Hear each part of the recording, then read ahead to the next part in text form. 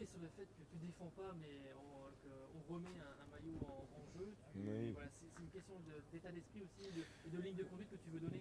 Ouais, non, c'est la vérité, c'est pas de la communication. Quand on défend un titre, c'est que ben, on sait comment ça va se passer, c'est on a une idée très précise et qu'on est archi favori.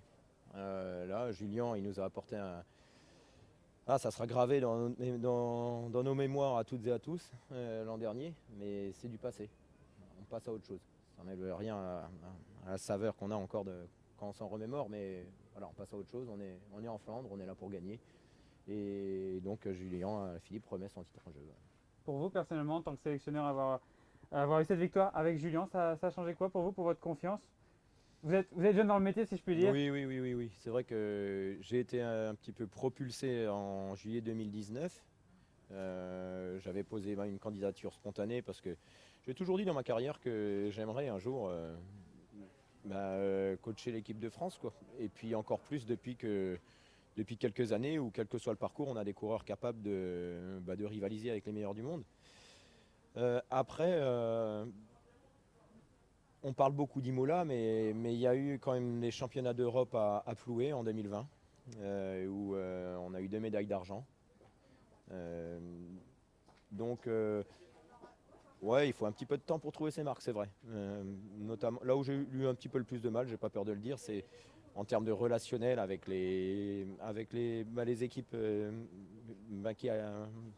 les coureurs, ils appartiennent aux équipes pro. Et c'est vrai que moi, vous me connaissiez quand j'étais coureur. J'avais un caractère assez trempé. C'est toujours le cas, mais j'ai appris un petit peu à être un petit peu plus soft et puis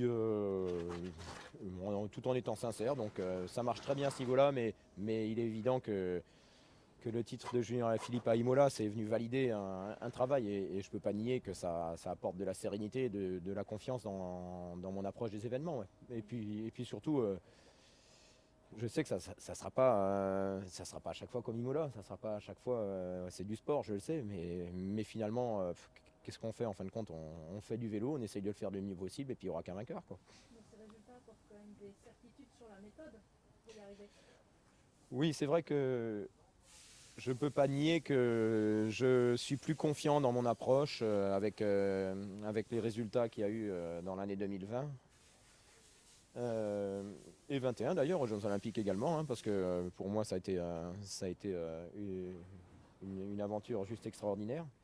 Donc oui, c'est vrai que quand il y a un résultat au bout, même si c'est du sport et qu'on maîtrise pas tout, quand il y a un résultat au bout, et en plus aussi magnifique, bien sûr que ça apporte de la confiance. Oui. Julien, comment vous l'avez vu évoluer justement avec ce maillot arc-en-ciel? Ça a apporté beaucoup pour lui, vous pensez? Bah, ça lui a apporté beaucoup et puis ça lui a pesé beaucoup, c'est normal, hein, le maillot arc-en-ciel, c'est. J'aurais aimé savoir ce que c'est de l'avoir sur le dos, mais c'était juste pas envisageable. Bref, le fait que Julien, comment il a vécu son année en arc-en-ciel, faudrait lui demander à lui. Moi, de ce que j'ai vu, c'est qu'il a voulu l'honorer, ce maillot. Et je trouve d'ailleurs qu'on oublie un petit peu.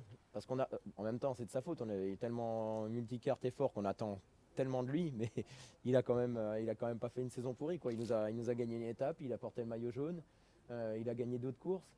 Donc, il a toujours envie de faire encore plus. Et c'est normal, parce que c'est l'ambition de tout coureur cycliste. Mais franchement, depuis qu'il a porté le maillot de champion du monde, il en a été digne. En tout cas, de mon point de vue, il en a été digne, et que ça soit en termes de résultats ou en état d'esprit. Ouais.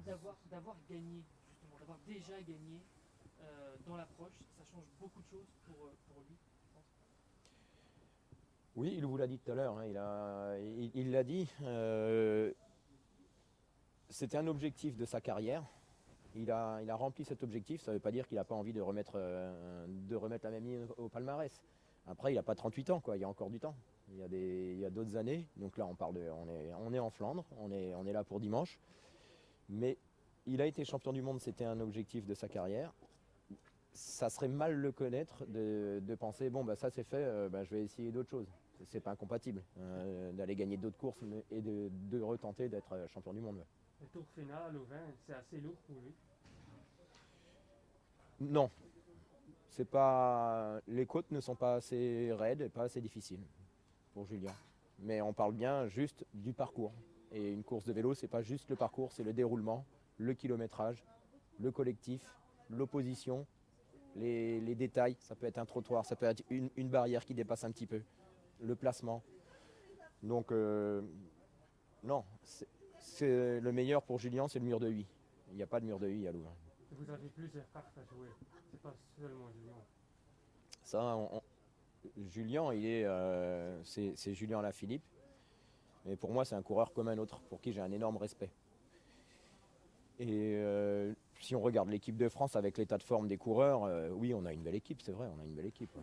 C'est le leader, Julien, désigné clairement dans ton esprit J'ai la réponse à la question, mais je peux pas vous dire.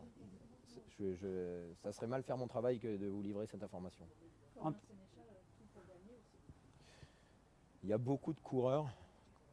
Quand on va avoir la liste, quand on regarde la liste des partants, il y a beaucoup de coureurs qui ont tout pour gagner. C'est en France pour contrôler la course, parce qu'on sait que Belgique va contrôler avec Tim de Clercq et la France.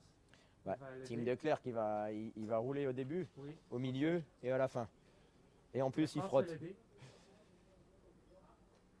Ça, c'est pareil, je ne peux pas répondre à ça. En tout cas, non, on va faire notre course, mais on va aussi tenir compte des adversaires, ça c'est sûr. Par contre, ce que je peux dire pour la Belgique, et je le pense, on ne met pas un plan anti-Van Aert en place, ça c'est clair et net, c'est pas dans ma mentalité. Déjà, je pense qu'on se tromperait si on le ferait. Et donc voilà, c'est un garçon qui apporte beaucoup au vélo, Wout van Aert, de par son attitude, ses performances, mais son naturel.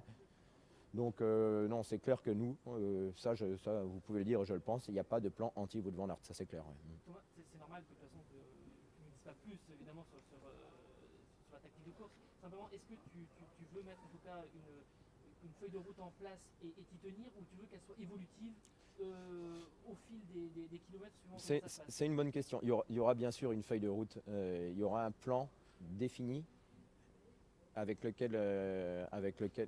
sur lequel j'ai déjà commencé à échanger avec les coureurs.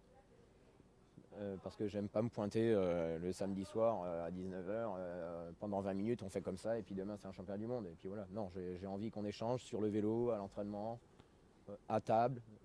Et pour ça, ça se fait pas en 20 minutes. Parce que des fois, là on a parlé un petit peu tout à l'heure, ils vont aller manger ensemble, après il y a la nuit qui passe, il y a l'entraînement de demain, et moi je sais comment on va courir. Ça fait 10 mois que je sais comment on va courir. Toutes les stratégies que j'établis, c'est quand je vais sur le vélo tout seul. Mais par contre, je leur ai dit, je suis capable, s'ils ne sont pas OK avec moi, en 5 minutes, de tout envoyer balader et on fait autrement. Donc vous, dans votre tête, vous savez Oui. faut porter l'attaque pour gagner. Non.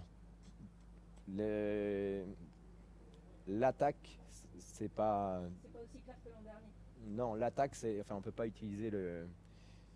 Enfin, ça sera pas une attaque dimanche. C'est pas possible sur un circuit comme ça. C'est pas une attaque. Il y aura des mouvements de course. Mais celui qui sera champion du monde, il sera très fort. Mais il y aura des mouvements de course et il peut y avoir des surprises. Et quelle course justement vous attendez? Celle que j'espère ou que j'attends? Que vous attendez? Quel type? Avec le parcours qu'on a qui est assez atypique pour un championnat, c'est très atypique. avec ce qu'on a vu peut-être, même si vous n'aimez pas comparer, quel type de course on s'attend dimanche? Ce qui est sûr, c'est que le placement, ça, c'est pas un secret, ça va être très important. Après, j'aimerais une course débridée, vraiment. Et quand on regarde le vélo toute l'année, les courses, les coureurs un peu favoris, j'imagine mal que la course soit cadenassée jusqu'à qu'on arrive aux 2 derniers tours de circuit. Je ne comprendrai pas. Alors j'ai une question sur le Rwanda. Vous avez une vidéo Oui, sur 25, c'est génial. un peu loin,